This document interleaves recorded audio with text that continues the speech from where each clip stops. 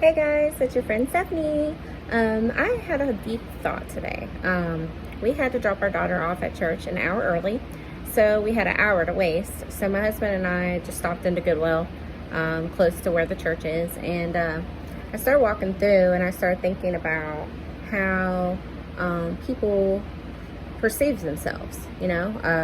I was walking through, and I had a nice purse on, and I had a little bit of jewelry on because I was going to church. I finally did my makeup for the week because I don't do my makeup usually because I'm a stay-at-home mom, and I don't really need to wear makeup if I'm just staying around the house a lot. So I was thinking about how people see themselves, and I started thinking to myself, wow, I'm really blessed, really rich in blessings because of the Lord.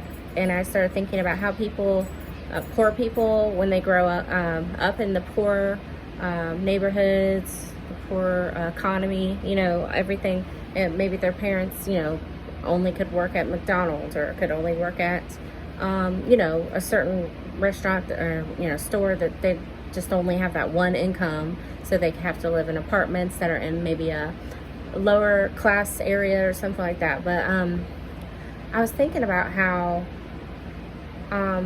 I have always been blessed, and it was just crazy because a lot of times, I've went through different things. I've went to the point of I've had $10,000 in the bank. I've had barely $3 in the bank. I've had that up feeling where I'm like, all right, I'm doing okay, and then the next week I may only have $50 or whatever. So it's all about, I really think it's all about how we see ourselves. We try to make ourselves feel better by having nicer clothes or having nicer shoes.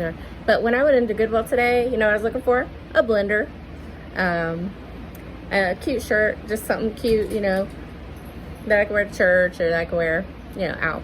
So, you're only as blessed as you feel like, as you can look around and say, wow, what has God blessed me with?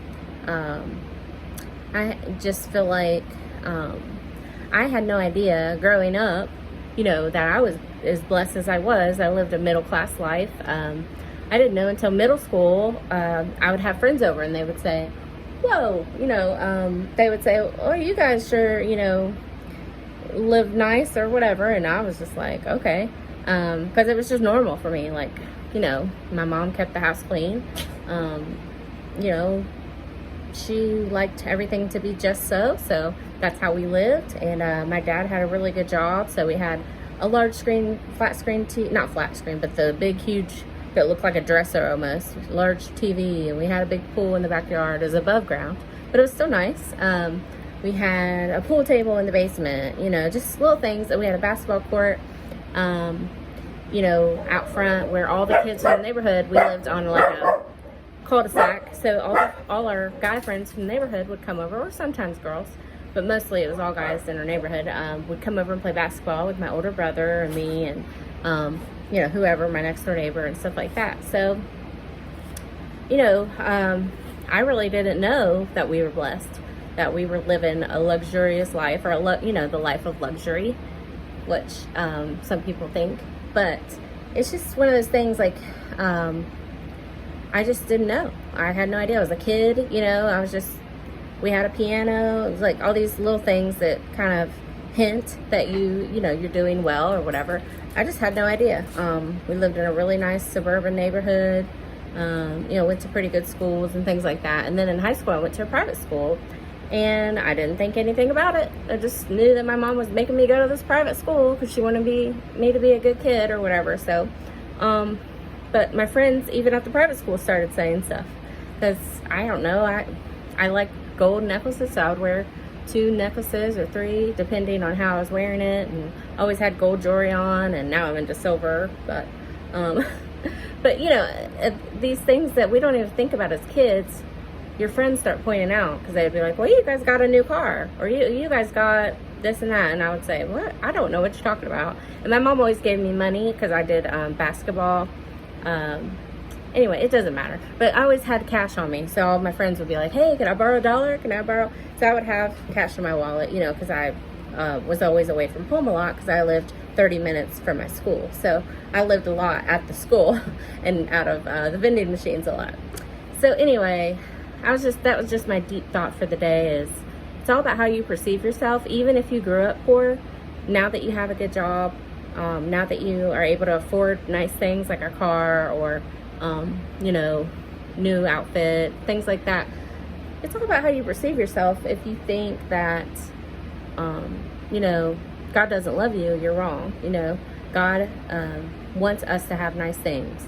God wants us to be blessed, but he wants us to also live for him and not try to make ourselves feel better than other people. So I try really hard not to do that, because the way I grew up, I felt like I always wanted to look nice.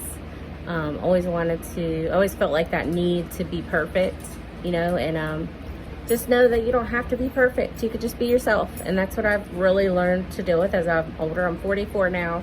So, I've been dealing with, as an adult, living with, what God gave me. He gave me red hair. He gave me freckles. I don't get tan, I just don't get tan. It's not something that happens for me, but that's okay, because that's how God wanted me to be.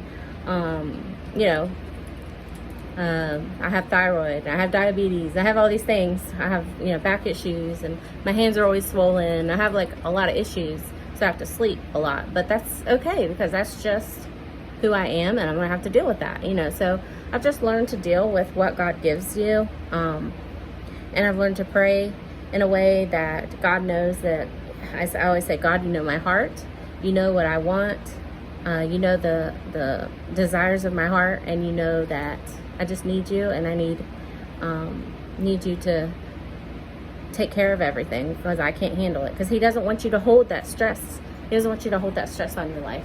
He doesn't want you to be, he doesn't want you, my cat's trying to grab me. He doesn't want you to be worried about everything. He wants you to know that he's going to take care of it for you.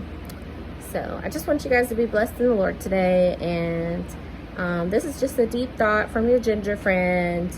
And I hope you guys have a blessed day. Thanks for watching.